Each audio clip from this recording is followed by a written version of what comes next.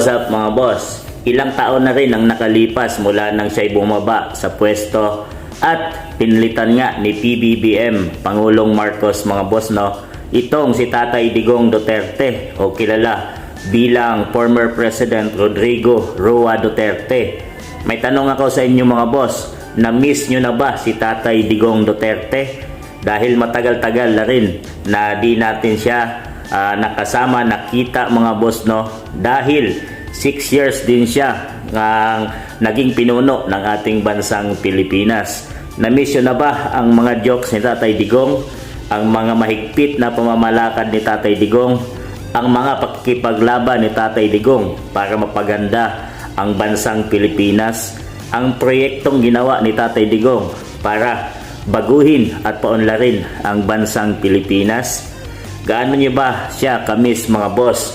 Dahil dito ay nakasama nga siya ni Senator Bongo at para kumustahin tayo mga boss at ipakita na hindi nawala si Tatay Digong at patuloy siyang magmamahal sa bansang Pilipinas at mahahalin ang mga Pilipino. Yan talaga ang motto ni Tatay Digong Duterte, kaya siya umupo at hinalal ng mga tao mga boss noong 2016. Talagang pinakita ni Tatay Digong at binago niya ang bansang Pilipinas. Aminin nyo mga boss, sa dami ng mga dumaang presidente ng Pilipinas, isa si Tatay Digong na bumago at tumatak sa kasaysayan mga boss no ng bansang Pilipinas at ng mga Pilipino.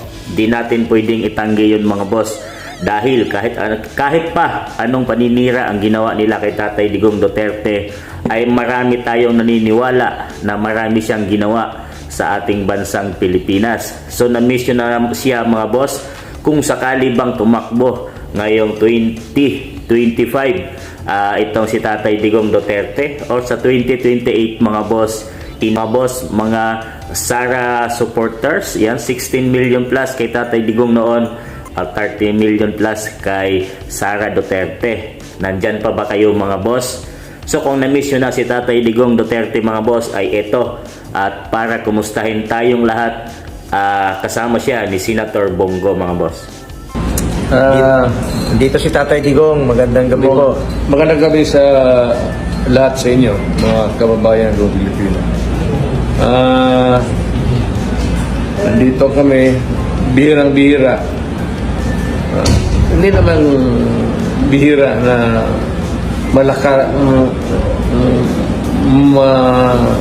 habang bihira.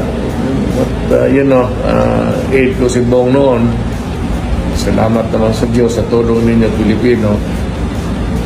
Ginawa ninyo ng Senador. And I think that he has reformed his duty to his country. I congratulate you. Ang kita naman ninyo yung performance. So, para sa inyo mga Pilipino, nandito lang po ako sa Davao. May mga kunting sakit-sakit. Pero nakakalakad po ako at nakapaglaro pa ako ng golf. At lumalayag gabi-gabi kung saan-saan. Just to keep maybe a good healthy. Nasanay ako sa aminay. Miss na miss ka na nila Tatay Digong, kaya kahit saan ka magpunta, dinudumog ka talaga nila. Mahal ko talaga ang Pilipinas. Nakita naman ninyo yung 4 years ko, yung 6 years ko, ginawa ko talaga lahat ang makakaya ko. At wala akong may pagyabang ko sa inyo. Lalo na sa panahon ng pandemya, talagang trabaho ka talaga. Na timing rin at yun ang naging dedication ko sa aking mga kababayan, sa inyo. Hindi natin mararating ito kundi dahil sa iyong political will. Well, hindi naman sa dumating tayo dahil nandyan kayo sa likod ko.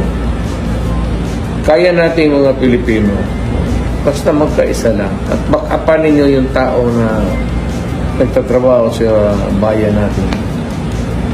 Huwag na tayo yung mga regional, mga Ilocano, Bisaya. Kalimutan natin yan.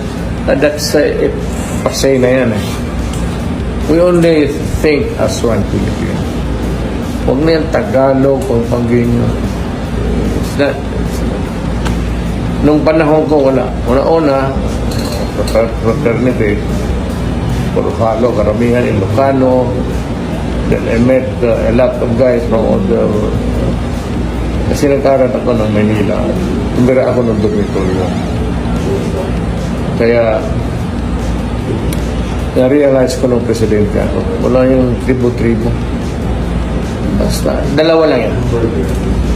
Kung ano ang dalawa lang. Tama, umali. Mamili ka. Kung sa tama, maligaya ako. Kung sa mali, magkaroon tayo ng problema dyan. Parating sinasabi ni Tatay Digong, just do what is right. At unahin parati ang interes ng bayan. Bayan. Salamat, Tatay Digong. Salamat.